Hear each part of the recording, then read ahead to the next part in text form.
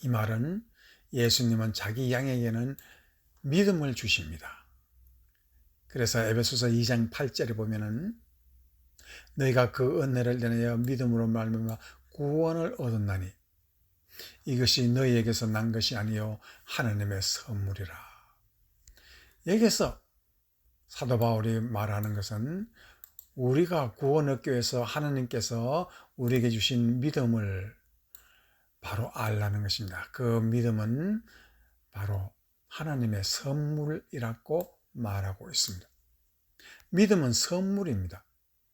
그런데 그 믿음이 하나님께서 우리에게 주셨는데 그것이 너무나 신비하게도 마치 내가 믿는 것 같은 그러한 느낌을 우리가 받고 그렇게 생각을 합니다.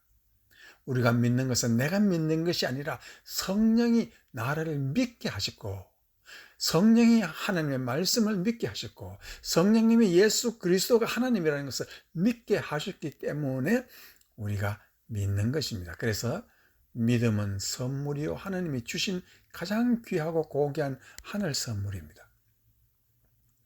그래서 마르틴 루터는 솔라 피데스 믿음뿐이라고 말을 하면서 salvation by faith alone 구원은 믿음뿐이라고 말하고 있습니다. 거기에는 인간 노력이 섞이지 않았다는 것을 말합니다. 앞에서 영생이라는 것은 말씀이라고 말했습니다. 그렇다면 그 말씀이 우리 영혼에 자리하기까지 인간의 노력이 무엇일까요? 내가 믿기 위해서 무슨 노력을 해야 할까요? 바울이 그렇게 미워하던 예수 그리스도, 도저히 믿을 수 없는 예수 그리스도를 다마섹 도상에서 만나고 그가 구약의 여호와 하나님이심을 깨닫기까지 그의 노력이 있었겠습니까? 전혀 없었습니다. 그가 아무리 통곡하고 회개해도 알 수 없어 목숨 걸고 그가 아라비아 산으로 가서 시내산에서 그가 묵상하고 기도할 때 그에게 벌어지는 것은 천국의 신비한 계시였습니다. 그를 가르친 가말리엘 선생, 이스라엘의 선생도 가르치지 못하고 바리새인들의 스승도 감히 상상 못할 계시를 받은 것입니다. 그의 계시는 12사도들이 3년 반이나 주님께 직접 배운 것을 능가하는 신비를 배우고 그것이 믿음이라는 생명이 된 것입니다. 우리를 멸망하지도 않고 빼앗기지 않게 하는 그 무엇이 바로 비결이 어디 있겠습니까? 믿음으로 받는 영생 때문이라는 것입니다. 그래서 사도행전 20장 31절에서 32절 말씀을 보면 그러므로 여러분이 일깨어 내가 3년이나 밤낮 쉬지 않고 눈물로 각 사람에게 훈계하던 것을 기억하라. 지금 내가 여러분을 주와 및 그의 은혜의 말씀에 부탁하노니 그 말씀이 여러분을 능히 든든히 세우사 거룩하게 하심을 입은 자 가운데 기업이 있게 하시리라. 바울이 에베소 장로들을 앞에 놓고 마지막 이별의 말씀을 전합니다. 그 요점은 어디냐면 바울이 없어도 에베소 교회를 든든하게 세울 것은 하나님의 은혜의 말씀이라고 말을 하고 있습니다. 그리고 그 말씀은 3년이나 눈물로 훈계하던 말씀이라고 가르치고 있습니다. 바울 목회의 중요한 것은 밤낮으로 쉬지 않고 훈계했다고 말을 하고 있습니다. 이 말은 무엇이냐면 아마 귀가 아프도록 듣고 또 듣고 다시 토시 하나 바뀌지 않고 바울이 하던 말을 기억하게 하도록 그렇게 말씀을 잘 가르친 것입니다. 둘째로 바울이 가르친 것은 일깨우는 말씀을 했다는 것입니다. 이 말은 깨달은 말을 했다는 것이겠죠. 말하는 사람이 체험적으로 깨닫지 못하면 듣는 사람이 하나도 귀에 들어오지 않습니다.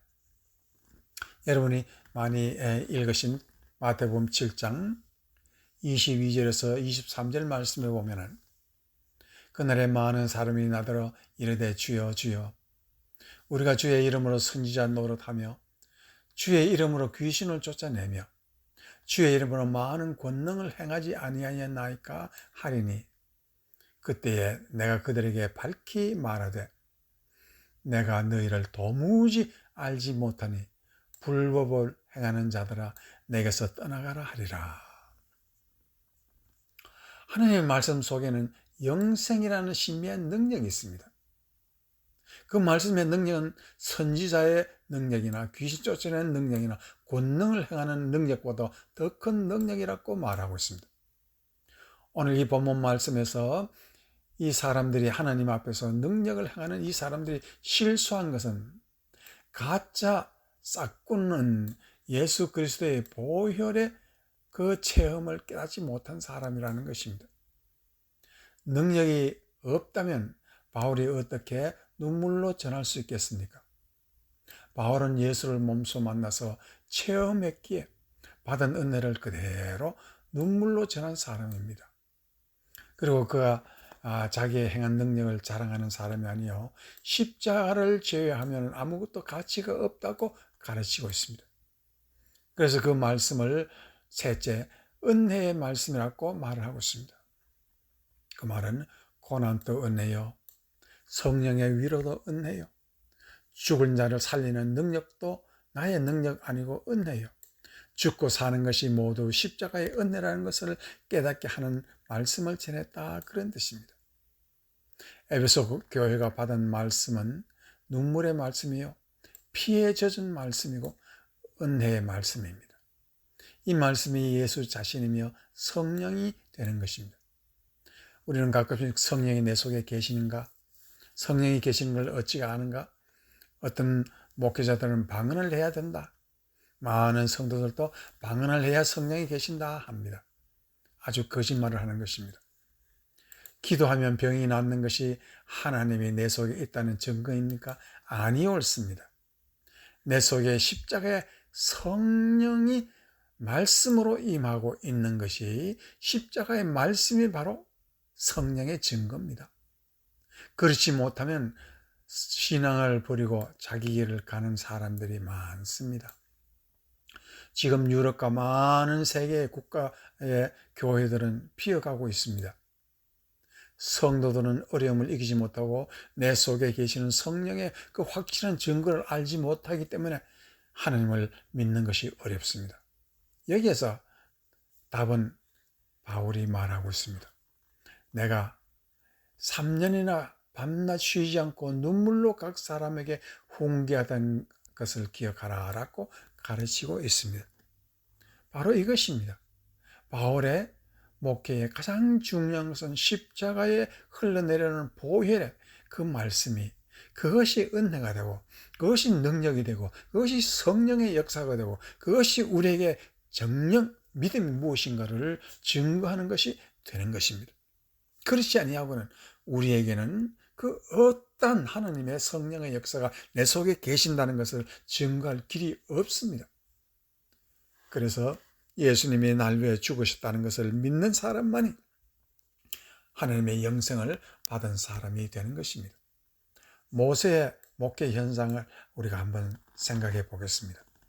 출애굽기 17장에 보면은 모세가 목회하는 현장이 거기에 기록되고 있는데 17장 출애굽기 3절에서 6절 말씀 먼저 보겠습니다. 거기서 백성이 물이 가라며 그들이 모세를 대하여 원망하여 가로되 당신이 어찌하여 우리를 애굽에서 인도하여 내어서 우리와 우리 자녀와 우리 생축으로 목말라 죽게 하느냐.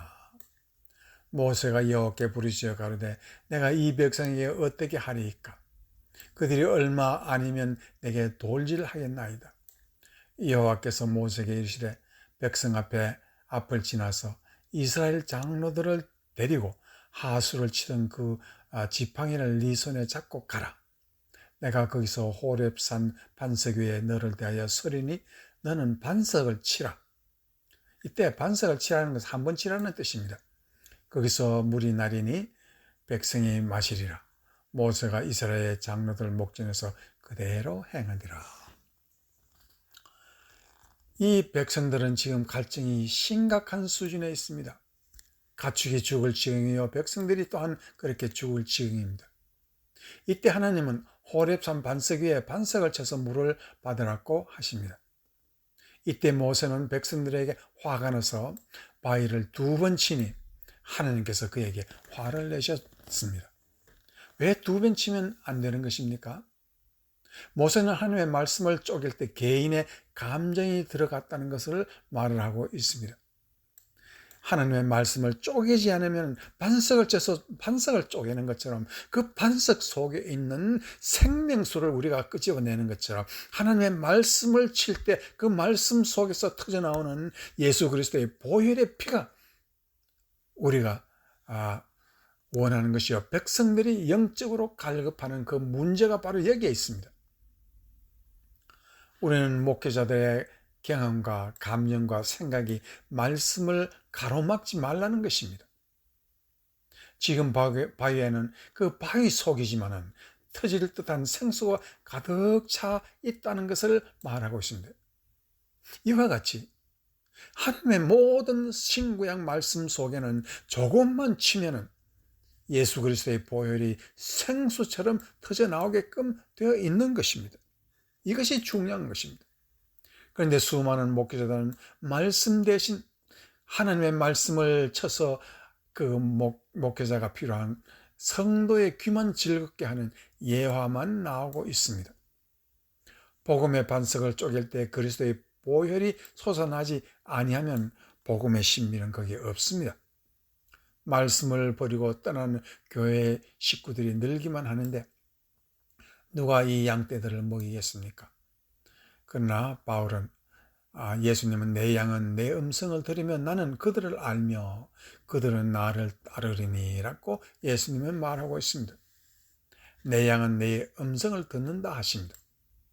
목자가 예수 그리스도의 음성을 들려주지 아니하면 어찌 예수를 알겠습니까? 그 음성을 알지 못하면 어찌 따르겠습니까? 바울은 에베소서에서 교회를 떠나지만 그의 교회는 지금 이때를 위하여 존재하는 교훈입니다. 말씀이 전해지는 곳에 그리스도의 보혈의 은혜가 충만해질 것입니다. 모든 말씀은 피에 젖은 복음이 흘러나오게 하는 것이고 이로써 은혜가 충만해지는 교회와 성도가 되는 것입니다. 성도의 복은 예수께 순종하고 무릎 꿇는 데서 모든 것을 더하여 주시리라고 말하고 있습니다. 이제 여러분은 은혜로운 말씀으로 멸망하지도 아니하고 구원을 빼앗기지 않는 영생을 취하는 여러분이 되기를 주의 이름으로 축원합니다. 아멘.